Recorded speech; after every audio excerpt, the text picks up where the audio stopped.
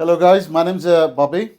Today we've got with us Joseph, Con, and Dina from different backgrounds in NDIS sector, bringing in a lot of different experiences on a personal level. We are sitting here to discuss on a certain topic within NDIS.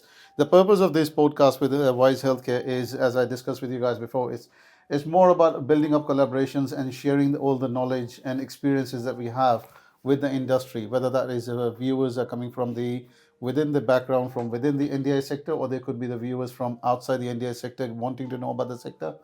We meet newcomers all the time at every event, every gathering that we go to.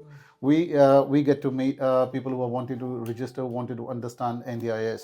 But at the same time, there are a huge number of NDIS participants and family members as well, who are wanting to understand our side of the story, where we are coming from. Uh, they appreciate on a different levels. That's a different part, but it's building that personal connection with those viewers, whether that's NDS providers in the sector, or whether that is existing clients, whether that is existing NDS participants in the sector, and that can be within the Melbourne or at large. The topic of the day that we've discussed to discuss with the viewers is building collaborative partnerships in the NDI sector.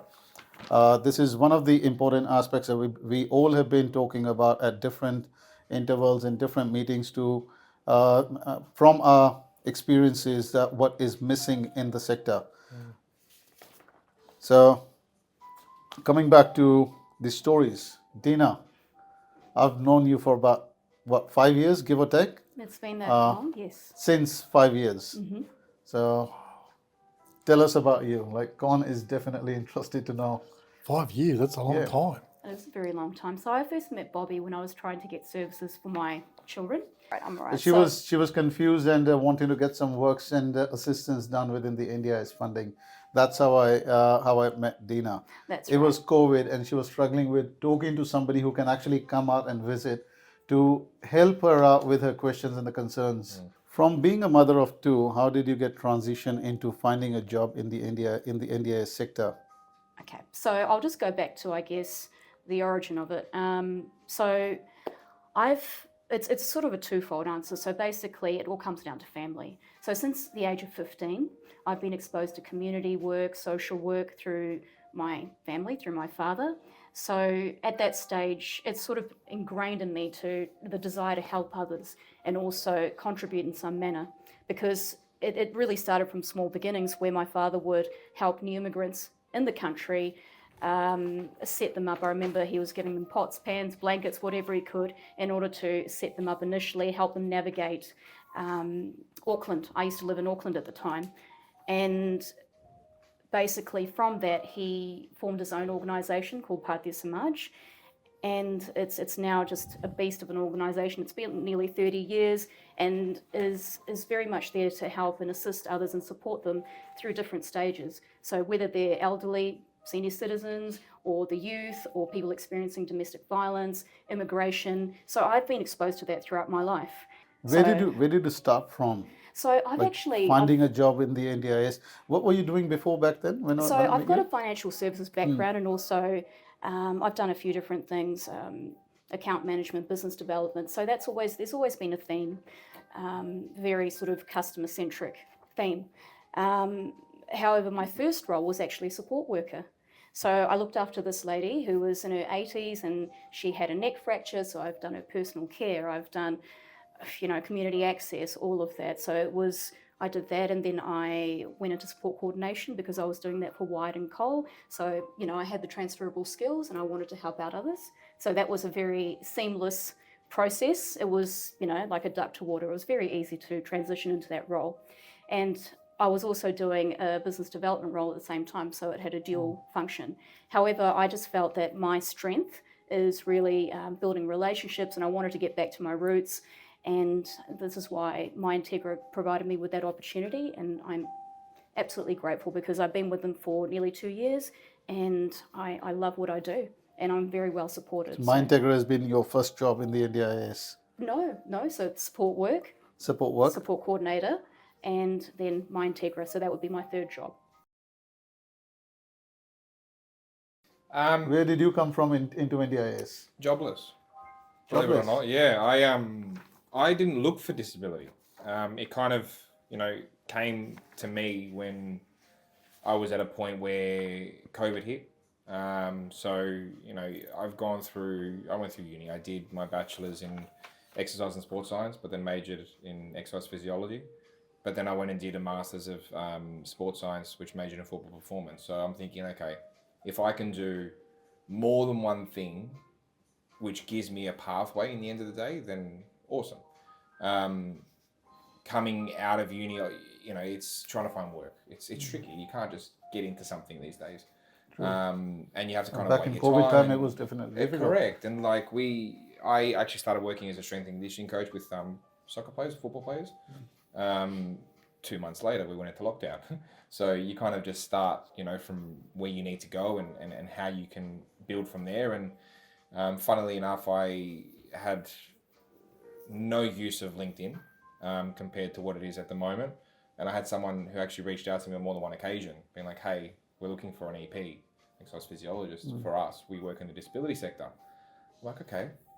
I'm happy to chat. Obviously, this could be my break from just the patients and whatnot associated with that. So we had an online meeting. That was the first time Zoom came around, when everyone was doing the little party Zooms around the house to try and catch up and whatnot. But this was actually a work one. And a 30-minute interview went for an hour and 15 minutes. And it was actually someone I went to university with, who I actually helped pass his assignments. So I'm still taking that. That's a It's a bit of a story that we all have on our bit of a win. But no, I ended up getting hired. Was my first organisation that I was worked for. I was lead exercise physiologist and head of health and wellbeing. So I held the dual role from there, and I got to experience what it was like to work with clients on a more emotive and more on a personal touch.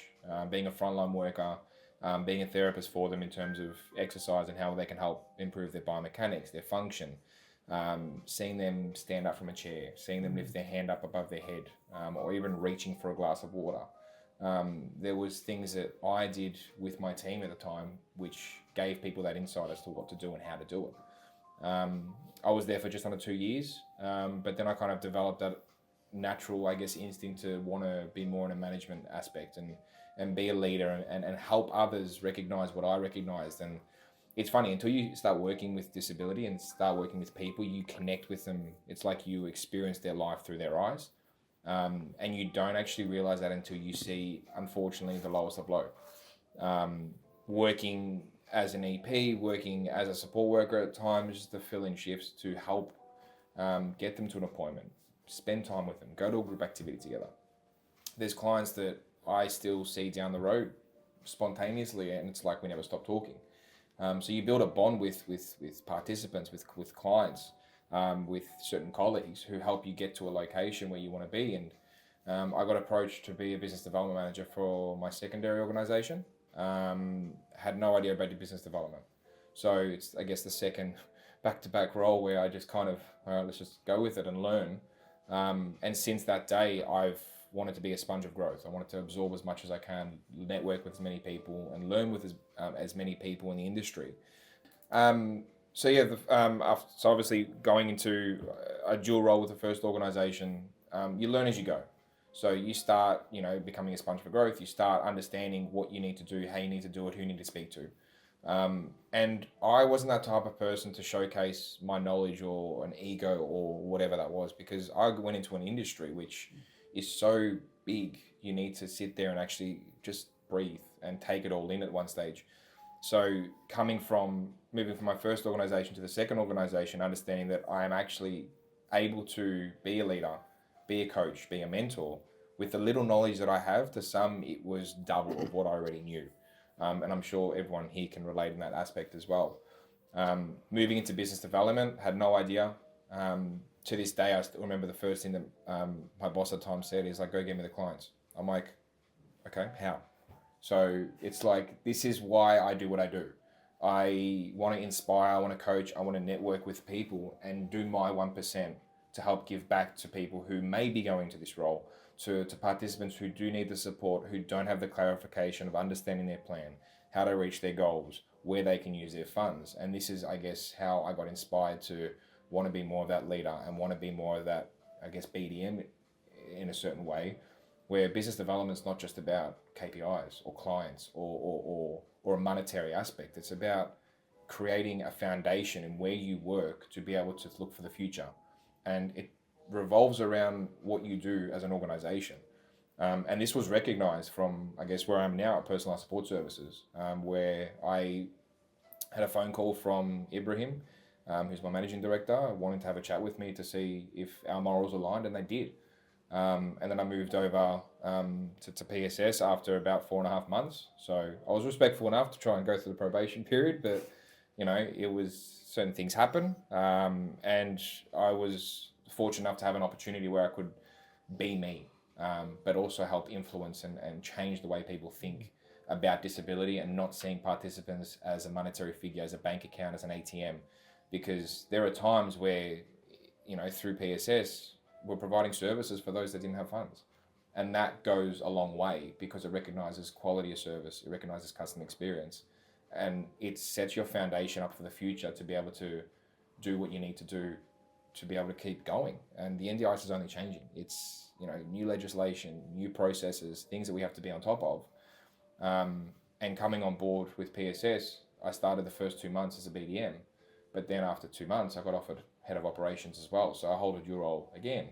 So the stress level is worth it. But at the same time, understanding, how things work to then implement an action plan to then focus on that BDM aspect, it all comes back in a circle. And I always replace a two-way street with a circle because we're all connected and everything comes back around. And here I am today, almost 4.5 years in disability, not knowing what disability, autism, NDIS plans were, let alone what SIL standard for, to try to make a difference and implement my 1%, but still learning at the same time. I could definitely relate a lot to that story and experience. I come from a background where I had no understanding about disability. Okay.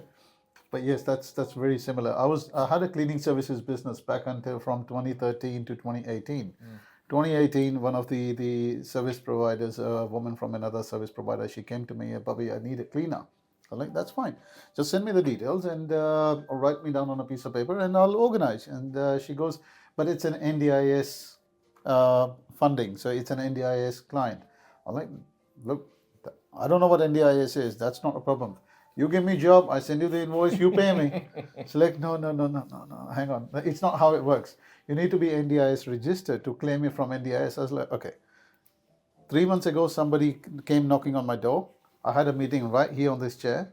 He was charging me $7,000 to get me on NDIS registration just for cleaning. I was like, no, $7,000 for cleaning? Definitely not. I said, Bobby, don't trust that guy. Go onto NDIS website, start your registration. If you want to be a cleaner, just file it for cleaning. You'll realize soon enough it is a whole new world in itself. That was her exact words. I hope she'll be listening. So Kathleen, her name's Kathleen. She's not in Melbourne anymore, but she's following me on my Facebook when I put up any of the Facebook stories or anything. She's very often she's listening, seeing those, whatever that is, the audience of viewers. But then she put me on. So I started the registration process. It took me about 2 months. The registration came in. When the registration came in, I was like, I'm NDIS registered. What do I do with it now? It was only household tasks and other activities. Under the other activities, there was a transport and assistive tech consumables. I only had that simple, brief category, which I understood the thing that I was doing. When I had the registration for a few weeks, I had no idea what this is. I had only 2 points. One is Kathleen. Another was when she said it's a whole new world in itself. So I went to Kathleen after I got the paper. Kathleen, I've got my registration. Where's that client for the cleaning? So like, Bobby, they don't wait for 3 months. He's gone. If there is another one, I'll let you know. Till date, I never got a single client from her or her or during the period that she was still with that organization that she was working with. Then the what was ringing the bell was that it's a whole new world in itself. Coming from what sort of background you from? I was like, all right, what do I do with it? Where do I knock doors? I went downstairs. I was in South Morang. I went to NDIS office in South Morang on Plenty Road. And they're like, yeah, give me your card. I'll let you know if there is something. Okay, all right, no problem. Fine, I'll give you my card. But there's an LSE and stuff. I have no idea what an LSE is. I was like, this is an NDIS office. This is where you get the business from. That's all. But then, why so many NDIS offices? I had no idea. Then, a couple of weeks later, I called a friend and I asked her, okay, you work in the healthcare sector. What do you exactly do? So I was getting to know what she's doing. So she's telling me, and I asked her questions for 10 minutes. And she's like, Bobby, why are you asking me about exactly what I do? You don't even understand anything about NDIS. I was like, yes, I don't, but I want to understand. And she was, why? Like, because I just got my registration a few weeks back and I've got no idea what to do with it. She came running. In an hour, she came down and we had a long meeting for 3-4 hours. She was working with a massively big organization even today. And they had a range of NDIS clients and they were struggling with finding the right cleaners. We took up the contract or the agreement. I did all the paperwork. Back then, I had no idea even what a professional indemnity insurance means. And then I had to take up because they wanted me to have it for $10 million. They said, fine, I took it up. 5 million, 10 million. I took it up. I sent it the documents and they gave me the client details, the participant details, the locations, addresses, NDS plan details and everything, but quite a long list, a very long list. And I had no idea how to put it into the system. My software did not support that back then. Then somehow we got to a point where we did the booking and I went into Baroda to learn Baroda. That day at the meeting, they asked me, do you know how to run Baroda, how to make a claim? I was like, it's just a software. How difficult can it be? Yeah, I do. I had no idea. Fast forward track now, and now you got Pace and Proda trying to catch up and everything. Fast forward now, 5 years, 6 years later, and any things going wrong with people and Pace and what Pace can put, how Pace can put NDS participants and the providers into jeopardy. Well, I can have a one-to-one chat with anyone.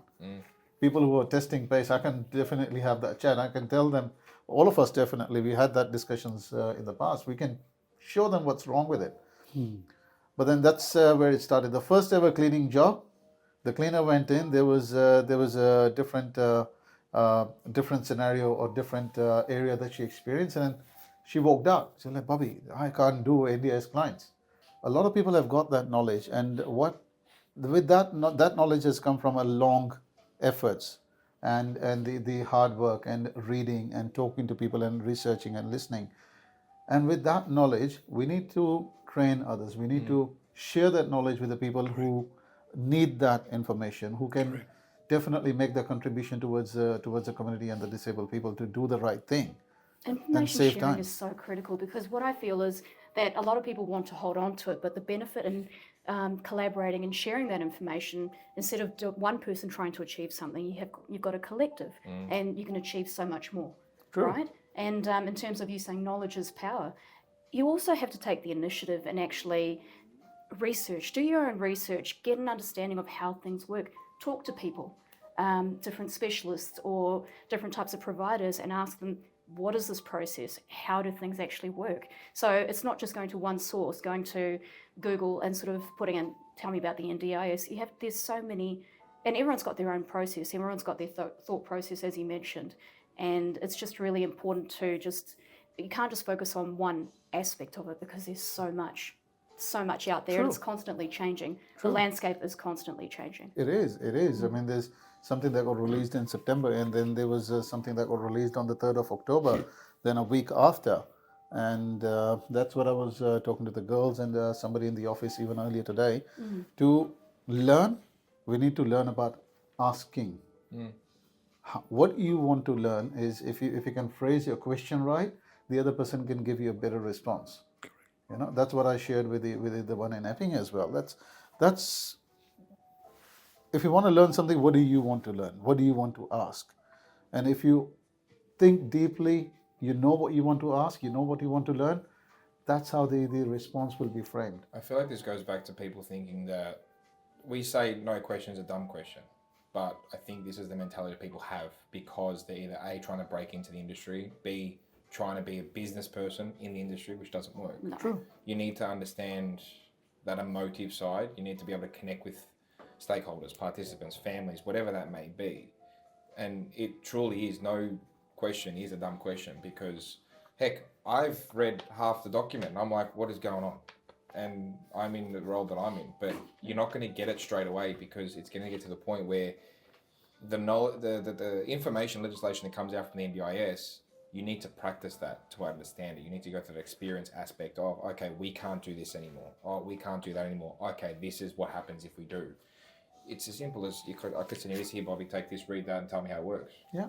It doesn't work like that. No, it doesn't. And this is, I guess, essentially bridging that gap, which is what needs to, I guess, be a little bit more closer for, because there's just too many grey areas, which causes anxiety and stress. And this is why we come together to discuss, and this is why people want to know more. But people need to understand, or everyone needs to understand, that if you've got a question, if you want to learn, ask it. Coming from my background, from your background as well, not knowing what was going on, we had to ask the dumb questions. True. But that dumb question gives us that knowledge. And also, when you ask those questions, it's about, everyone's got a different perspective on it. So based on, we had a conversation about, the sum of someone's experiences, the lifetime of what they've been exposed to, the experiences that they've had, the exposure that they've had, right? So everyone will have a different perspective based on their journey. Of So course. it's very important to ask questions and to different types of people, because at the end of the day, from a carer's perspective, from a organisation's perspective, where you're an operations manager, it's going to hit differently. So it's important to do that. And to How's ask your why. journey? How's your journey been? Geez, Ron? mine's over nearly 25 years. My journey, I'm a bit like Dina in relation to having disability in my family. So I'm an accountant by trade. I'm a qualified accountant, masters in tax. So I joined the public service and I did all that for 30 years, and then got the opportunity to leave. So they gave me a golden handshake. I said, "Yep, thank you very much. I'm out of here." So I got out and I started. I got into the other side. So being a public servant, you never have to sell yourself or sell anything. It's more the work is there. So I got into sales and BDMing. So I've gone from one career to an entire different career. So I've had to learn new skills, new approaches, new conversational methodologies and tactics and strategies. So my journey has been an interesting one, but my journey has always been one focused on connection. And my journey is all about helping people like Joseph, helping people find the right person to help them, whether it be in a BDM role, whether it be in a support coordination role. My main goal, I've had a career, Bobby. I've had a career. I mean, I've been there, I've done that. For me now, my passion is to contribute and to teach and educate others as to how I did it and what are some of the tactics and strategies they can use to connect, to collaborate, to work together, and to have a fruitful relationship with people in the sector. Because at the end of the day, we're here for one reason, the participants. And we keep that in mind, will go a long way in supporting each other, but also supporting our participants. And the more we can support our participants, I don't see anyone as a competitor. I do never see anyone as a competitor. I see everyone as a collaborator, has an opportunity to work with, has an opportunity to learn from, has an opportunity to understand. That's what I see. And that's because everyone brings something different to the table. Exactly right. Right? So the skill set that you have, the experience that you have is different from mine. And we can all sort of contribute to, at the end of the day, making sure that our participants flourish as a result of that. So that's why I try to build networks. So that way I can say, hey, Dina, what do you know about this? Hey, Joseph, what do you know about this? Hey, I need this. Because I'm relatively new into the sector in relation to the process side of things. I mean, I'm very experienced in relation to what's out there, but process, the forms, what needs to be done here, what needs to be done there, what's the process to go through, the flow chart that NDIS gives us. But we need a flow chart for a parent, a carer to understand. That's what still is drastically missing. A flow chart for an individual to say, okay, that's sort of, those flow charts we used to do at university and all that, where you say, okay, if yes, here, if no, here. And that's what a lot of people, even now, I've got my nieces, I've got two nieces. The one's got a severely Williams syndrome child, and the other one's got low functioning autistic child, and they both come to me and say, Uncle Con, what do we do here? What can we do there? And I said to them, lucky you got Uncle Con. I mean, not you know, but what would these people do if they didn't have an Uncle Con? Yeah, someone who knew some mental flowchart about where do you go from here, where how did you get stuck in this point, what was your journey here, and where can you go from here? So Dina reached out to you. Yeah. When she was in her journey, she reached out to someone who could help her. I reached out to someone, and the good thing with me, I've now got a good support coordinator. When we were starting the journey, not so good. So we didn't maximise our NDIS plan the way we should have. We're now maximising it because we've now got support coordinators who care, who understand and can say to me, hey, Con, have you thought about this for John? Have you thought about this for John? So I'm able to sort of tap into that. But that's because that support coordinator role has evolved over the years too. They were always limited as well too. They were limited in what they can do. Do you know what I found was interesting? That you've got the accounting background. Yeah. So I'm an ex-tax accountant. Yeah. So that's Tell me where this financial. now.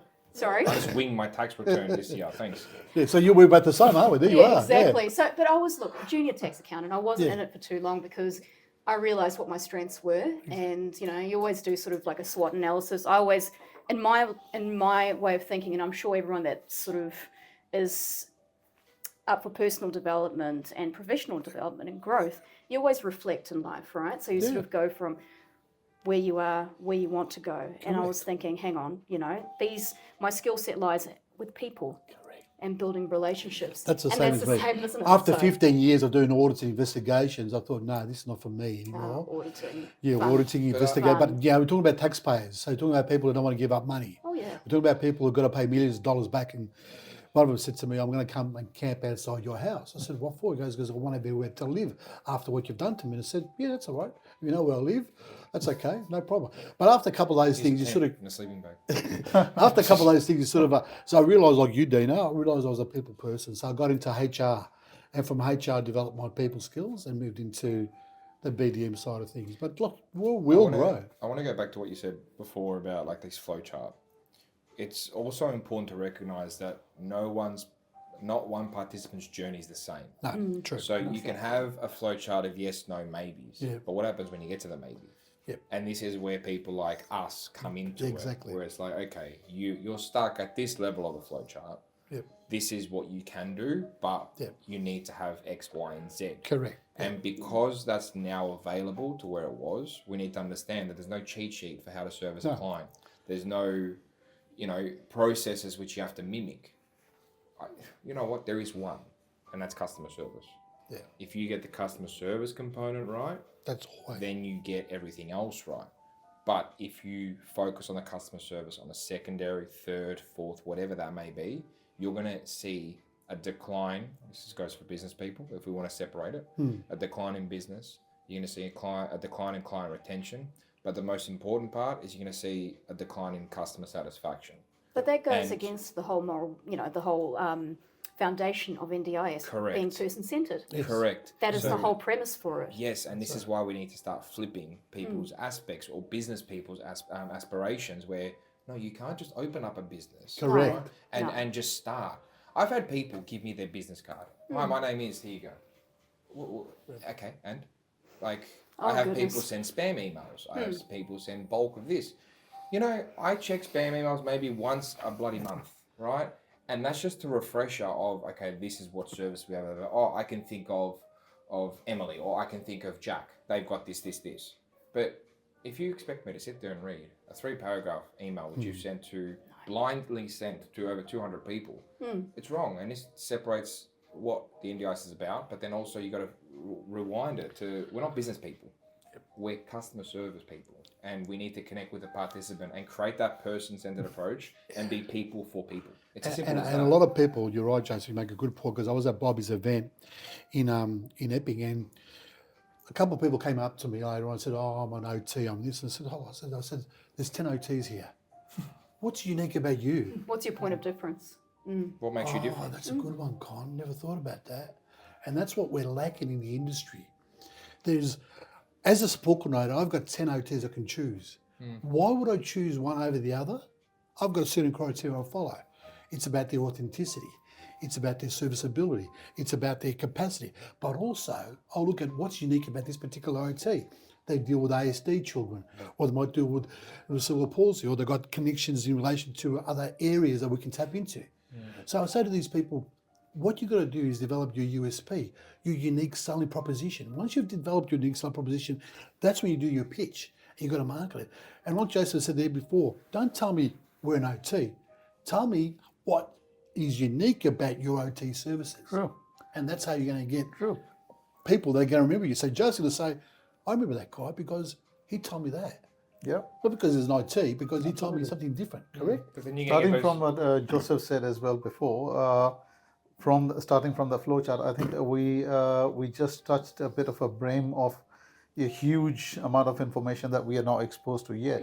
And I think talking about the flowchart and helping our people to navigate around within the NDIS, given different circumstances and a large variety of circumstances, is how I believe is what the transition from a support coordinator to a support navigator is going to help out the sector. Look, we don't know what that looks like yet. Yeah. And something is such a big of a role as a support navigator, so to speak, you need to have at least a year of notice of what that's going to look like. True. There's conversation of plan manager is going to be gone, right? There's conversation of the navigator, the support navigator is going to be the navigator for that participant. True. Okay, but what does that mean? Support coordination, plan management, Yeah. direct support. Like, And this also is what's lacking. And also, how qualified is that person to actually provide Correct. that support? Correct. You can't. One person can't wear multiple hats and have strengths in every single area. This goes, like, I've got a theory where jobs in the NDIS are no longer going to be based on qualification. They're going to be based on experience, both lived and worked. Correct. This is what's going to start shaping the next reform. Because of that's the what's NDIS. missing, Joseph. That's what's Correct. missing. Because Absolutely. they understand how to communicate with someone, network with someone, Correct. expand into someone's family. Yep. This is what's missing. And until we understand it, you can sell a pitch. Yes. You can do a speech. You Correct. can work on your selling thing that you set up. Yeah. You know what I mean? Like, you can work on all that stuff. Your unique but selling proposition. Yeah. if you're not being a human, Correct. Yeah. then you're already losing. For our And be your viewers, authentic self. for our That's viewers, right. Bobby, I think this is important. Joseph makes a good point about the navigator. For our viewers and those who are within the industry, don't stress about not having a job because there still will be a need for all of us. Absolutely. Whether you're called operations manager, whether you're called support coordinator, whether you're called a plan manager, I think people need to get over that and forget about that and not worry about that. Because in the navigator role, the way I've read and done the research is that there will always be a need for people like us with lived experience, Absolutely. with understanding and passion and Absolutely. authenticity. Look, Con's leaning too far out of his chair. That's not passion. And passion, authenticity, that's going to make a difference to people's lives. So whether I'm called, position X or whether they're called position Y, I don't care about that. A title is only a title. It's what I bring to the title. We're also And you forgetting know about the what most I- important thing as well, and that's human rights, both ethically and morally. Everyone has their own opinion. Everyone has their own say. Everyone has to make their own decisions. This shouldn't be forced. Choice and control. Choice and control Exactly. is everything. That's got to be Human rights and choice and control are probably the two areas which are not talked about enough. 100%. But once people understand it, they're like, oh, damn, okay, this is what we need to But do. it's such a fundamental This is how we concept. change our fundamentals it because of keeping it simple. I always say keep it simple, stupid. I know, the It's KISS principle, true. right? Keep KISS it simple, principle, stupid. keep it simple, stupid. And Absolutely. humans keep things simple, they thrive. But when you try to complicate things by putting too much on your plate, I can talk from experience, I come from a European background, but at the same time, you know how to kind of balance it to an extent. But when you keep it simple, when you understand how a person thinks, understand their rights and responsibilities, understand what ethically is right and wrong, this is where it creates your unique point of difference. Yeah, that's right. And also be in it for the right reason. We keep Exactly. coming back to that. Yes. You know, I come, like all of us, come across so many people, and I've had experiences which these two both know about because I've spoken to them about it recently, where a couple of weeks ago, Bobby, at actually one of your events, I had this new provider come up to me and he said, and we introduced ourselves, to each other. And he says to me, how can you help me? To be honest, it's sort of, I'm not taken aback by that anymore because I've had so many experiences. But from that very comment, it makes me understand what your motivations are, what your agenda is, how you're trying to align yourself, and basically where I need to be, which is the other side of the room. Yeah. It's if someone talks to me in that way, I'll politely excuse myself, and I will not collaborate. I will not engage, because at the end of the day, I need to understand their motivations. I'm invested in this because of my lived experience, because I have got that sense of community and wanting to give back. I'm not in it to be a business person. I'm there to develop relationships which are mutually beneficial for, the participant at the end of the day. At the end of the day, yeah. that is what matters.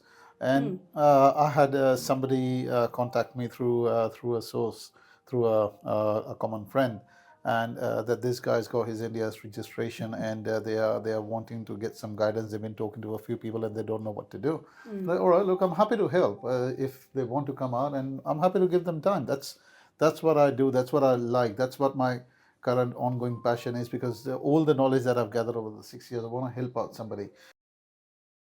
I've come up with a solution that chicken and egg. The answer to that right question, the right answer to that question is, it is the evolution.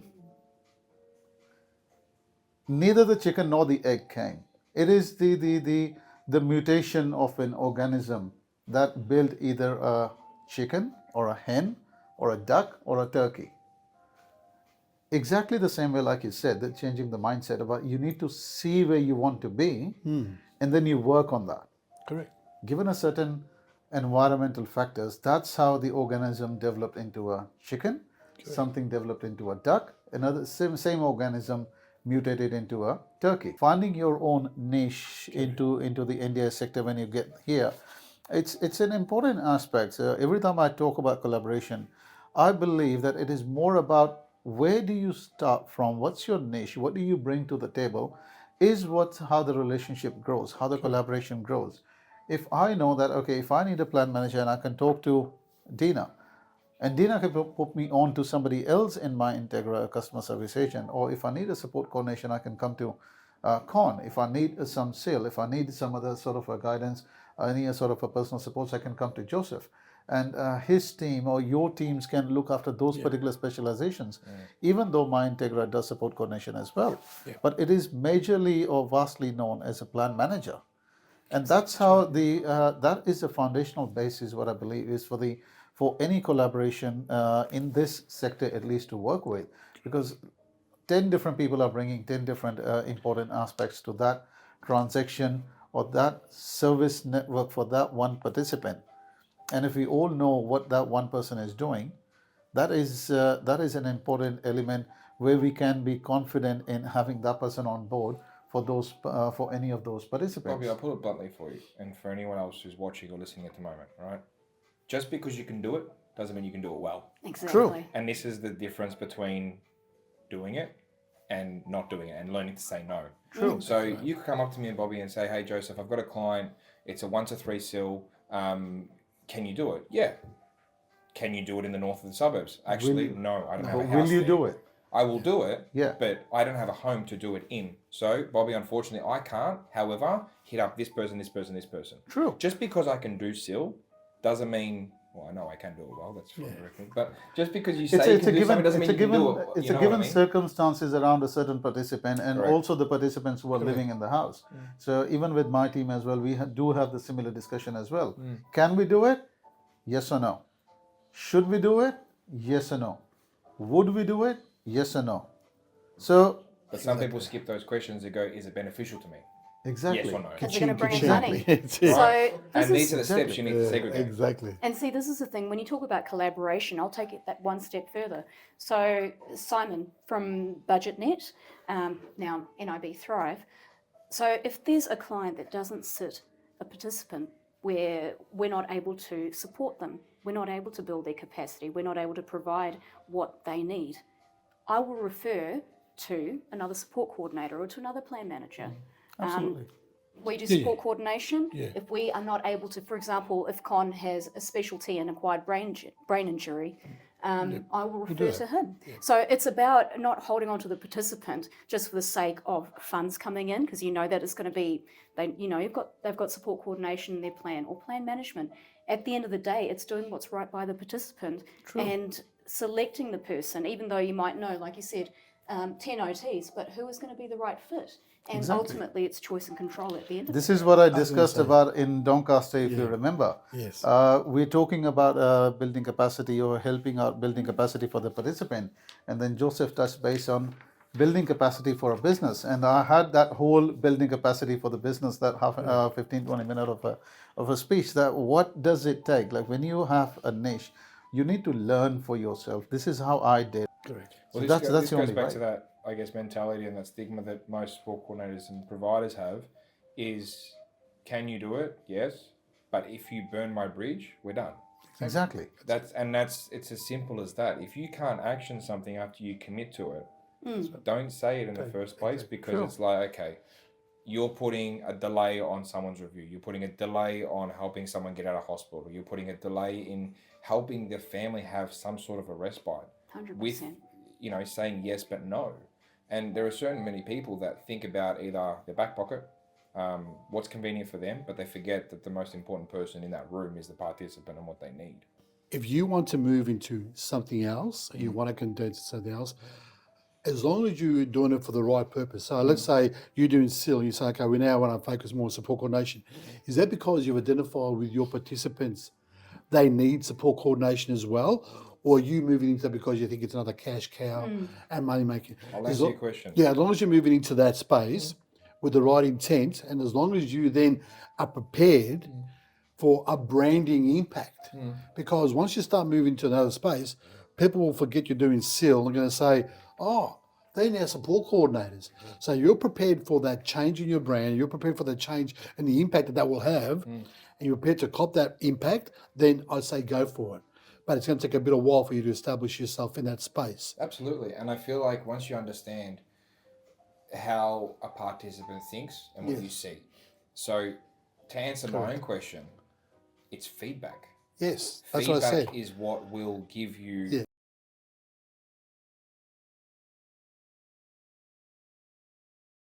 Correct. X, Y, and Z. Okay, cool. Yep. 2 weeks later, you have 3 more participants. I'm not Exactly right. This is okay. Maybe we should look into support coordination. That's it. That's This the feedback is- and self-reflection. Correct. Yes, exactly. And this is Which what is we're people not are doing missing. enough So you of. come to it for the right reason, not Yeah. for that reason of Cash cow. the cash cow. Thank you. People are holding on to Hashtag the cash cow. Hashtag cash cow. Honestly, we Exactly. need to. The one thing I do want to say about it though is that if participants are looked at a bank account or a number, you just shut up your shop. Exactly. Like, that's the Absolutely. first thing.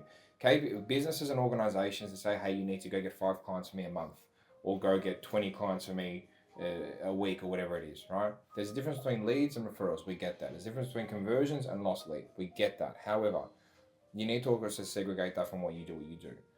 You said it perfectly. If you can help someone and they go somewhere else or they do somewhere else, that's still a KPI. Absolutely. But you need to get that some of the most biggest organizations in the NDIS, they have KPIs of 12 a year, 12 clients a year, right? Not that we're trying to expand on that topic, but it just shows that they've gotten everything else right to be like, you know what, we know we're doing right. We know what we do is beneficial because word of mouth is a very, very strong tool in the NDIS.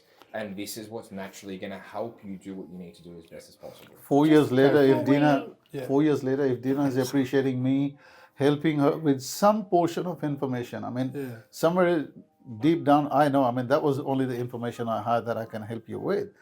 With so much that I've gathered over the years, it's the significance levels are different, but for you, it was the most important information in that time. Especially a critical And time in my I've life. heard back absolutely. that she still does appreciate that particular gesture in the circles, even if I'm not present.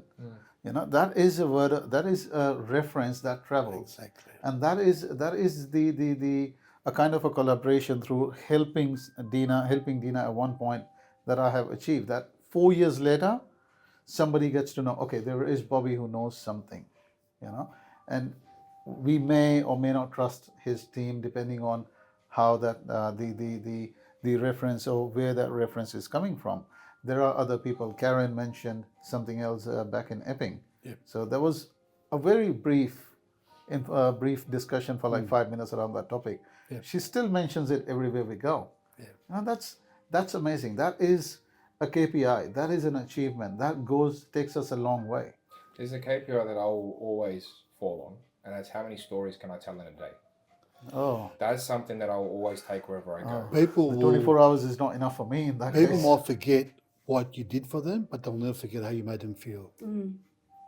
True. Can I And just it goes a lot of so- ways. Sorry. change tact a bit? And I wanted to ask a question. We're talking about point of difference. So what would you, Con, say would be a point of difference for your organisation, and how can you add value? Can I add a sub question to that? Because we're thinking the same wavelength. Because about 3 weeks ago, I put up a post on LinkedIn regarding what you see collaboration to be versus collaboration, right? So I want to I add on remember I Dina's commented question. on that as I right? commented on that. I want to go off what Dina asked you about your point of difference, but without saying good service and good communication. Going forward to lighten it up. One of you have got that rapid fire questions. Oh, So, I do. Dina's got the so power. do you want to Oh, choose to goodness. ask or you want to choose to be asked? Oh, I want to ask. I would like to Before you ask. start, Joseph, who do you admire the most? from my father. Grew up not acknowledging him too much, but then I saw where he came from, how he grew up, and how he raised myself and my brother and our family. I don't give him enough credit, but he's we'll leave it there. Beautiful. I've got the same story. So I look up to my father, even though he's not around since 14 years, and I did not give him enough credit back then. But the more responsibilities were bestowed on me by life, I look up to him every time, and I always think, like, what would my father say if I go down this path? So 14 years later, I still ask myself those questions. All right, Con, one word to describe your job. Fulfilling. Beautiful. Very nice. Okay. Bobby, how do you handle stress? Not easy. He doesn't. Not easy. I don't. Look at it. We don't worry. It's part of the job. In some shape or form, you are managing your stress, otherwise you wouldn't be able to function, right? Exactly. So how do you do that? Is it self-care? Is it, what other outlet do you have outside of Bobby, the director of two very successful companies? It is not a one-word answer. There is a lot more that goes behind me, who I am, what I Another am. podcast. So It is another podcast. I think yeah. I think Yeah. You're like, it will take us another an hour and 30 minutes. Fine. So I think I do one of the ways I do let me put it this way. About 25 years ago, I was listening to a lot of Osho and everything. And around that time, I came across one of the verses which has stuck with me till now, besides a lot of others. When you have that stress or angry or happiness or emotion, there is a lot of flow of energy in a cosmic way through your chakras and everything. How you channelize that energy is what it counts. And managing stress, I was having this conversation with somebody else that it is regarding an overthinking part. So people overthink about a problem on hand. But I was talking to this friend that the overthinking that I do is entirely a flowchart formula. If I'm here, I do this, where do I go? Okay. Either of these two parts, if I reach this, where would I go? And where would I go from here? And depending on how the entire journey is going to be, that's how it works. And then through that journey, working on that in my mentality or in my mind, I come up with some sort of a different creative ideas. Either that diverts the attention from the important point, or it creates an overlapping good way of doing things. Which is why I'll bring you back to Samantha here. Like 2 weeks working with me, she tells me, I mean, the editor, please cut this out. Okay.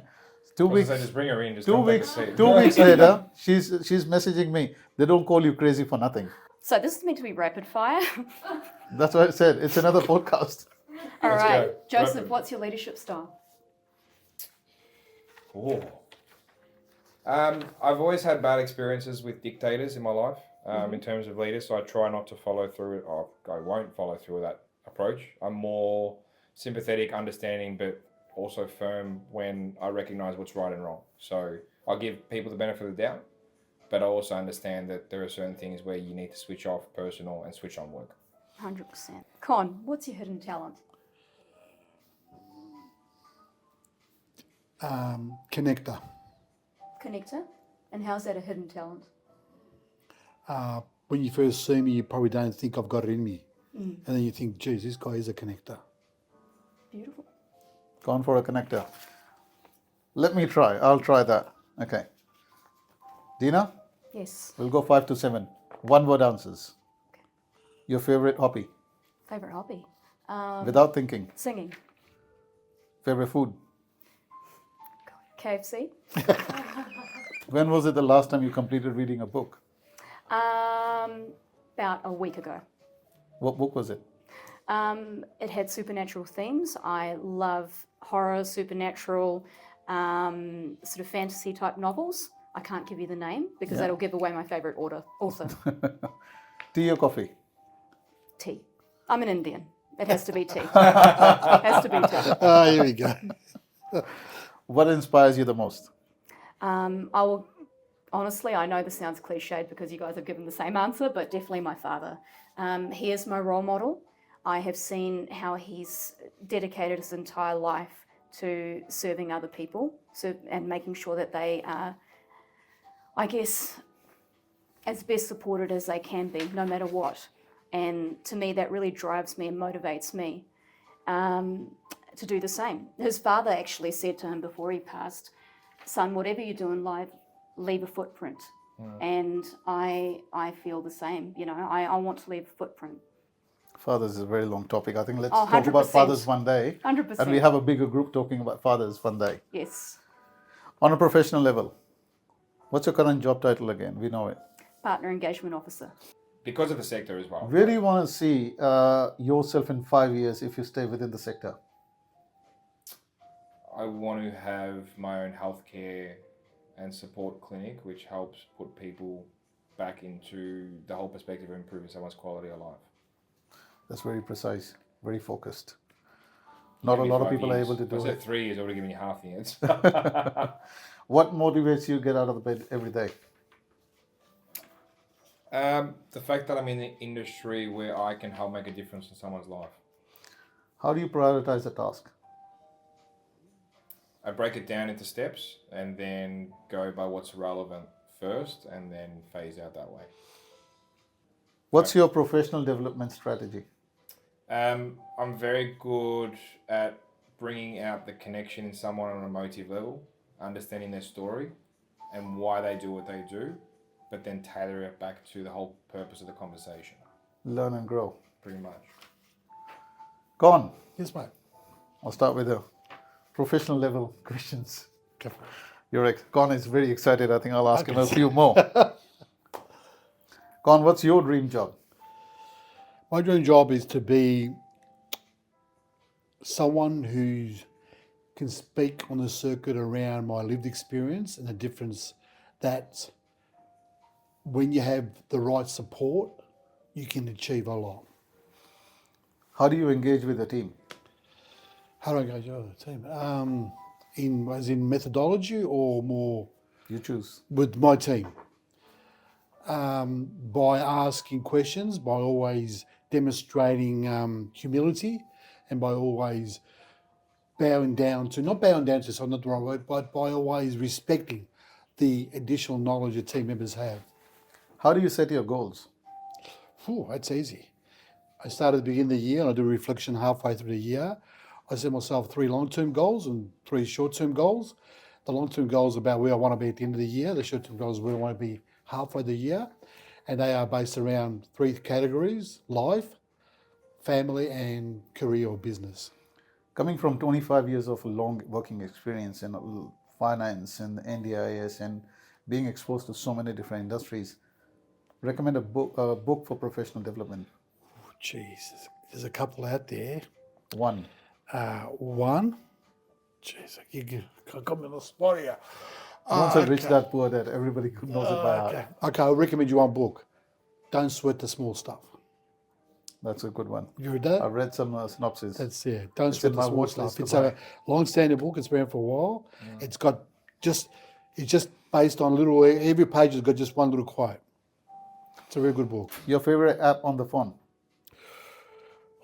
Favorite app on my phone. Could I have more than one, but anyway. Favorite app on my phone would be An app you use most?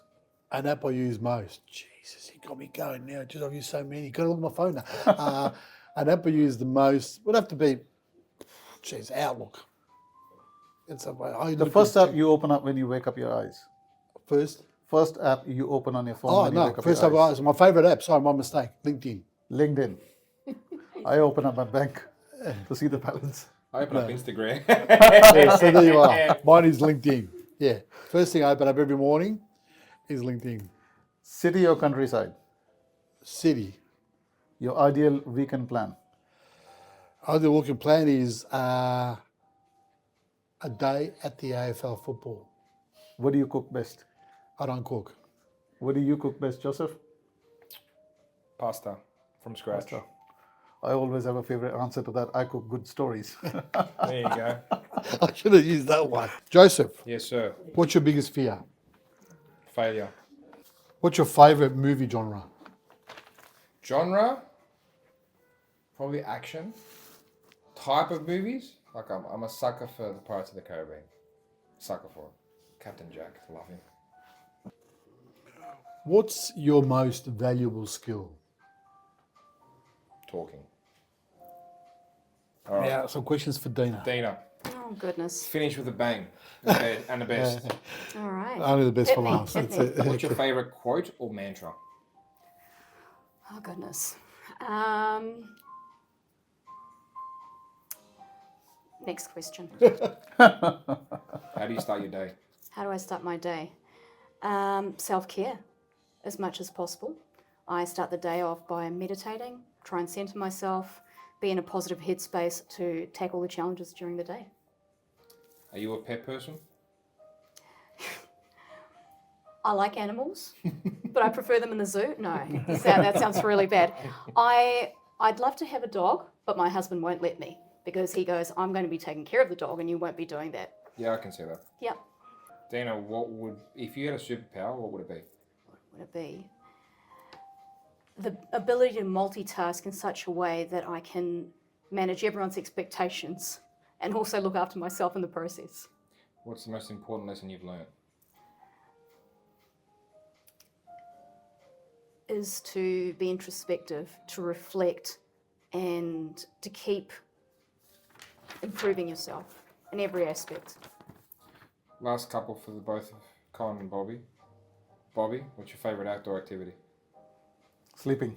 You sleep in the daylight. I can. Are you one of those ones that sleep on a park bench just bang knock? I can. Yeah. I wish I'm I could notorious. say- I'm notorious among my friends, and they sometimes they don't want to invite me. Like, you come over for dinner, you're gonna sleep. So no, we're better off without you. So is that for me too? Con, Yeah. what's your favourite family tradition? This is going to kill you. We've been doing this for the last 15 years. We watch It's a Beautiful Life every Christmas Eve. Awesome. Oh. Awesome. Yeah, have you seen It's a Beautiful Life? I have. Yeah, every Christmas Eve, the whole family sits there. We watch It's a Beautiful. Awesome. And you know what the worst thing is? I've seen it 15 times and I still cry. So I feel like if you can do that, you just connect with the message. That's just how it is. 15 times. Bobby, because you had the stress question before, what's your go-to relaxation method? My bed. Yeah. And last See, one. the whole point of rapid fire is the first thing that comes to your Of mind, course, and yeah.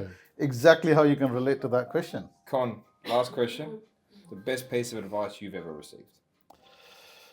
I'll go back. I'll use that. It was what the question you asked, Dean, which was the mantra and all that. And I've said it before, and Bobby's heard this. The best piece of advice is seek first to understand before you pass any judgment or any sort of make a decision about something. Seek first to understand where the other person is coming from or where that other individual is coming from before you pass a judgment on them or the group of people you're with. Awesome. I've the one I've heard. I won't phrase it exactly, but when you're going through deep dark, keep going. What's the best piece of advice you've ever received? Nothing is impossible. And that was from Mum. And she said, just keep going. Keep going. Nothing is impossible. You can achieve whatever you put your mind to. That's a good one to finish To on. summarise it in the four. You, what's yours? Mine, Yeah. there are friends and there are friends. Very, very wise, very deep. Well, we can all connect. We all Yeah. do it for the right reasons. Why not Yeah. share? Absolutely. And remember this also within our network, keep your friends closer, keep your competitors closer. I thought you said there's no competitors. Exactly right. With that, on that note, I'll take everyone's permission to summarize the recording for today, and we'll request all the viewers and listeners to send us their questions, and we can pop them up to the panel here today as well, and maybe we can get back together to discuss some of those questions once again. Be great. And it will be a good discussion and sharing more information to the viewers. Absolutely. 100%. Thanks Thank for you, having us, Bobby. Thank you. so much, Bobby. Thank Thank you, you. Bobby. Thank you very much. Thanks, Bobby. Thanks for Thank you, having us. Con. Thank you, Dina. Thank you.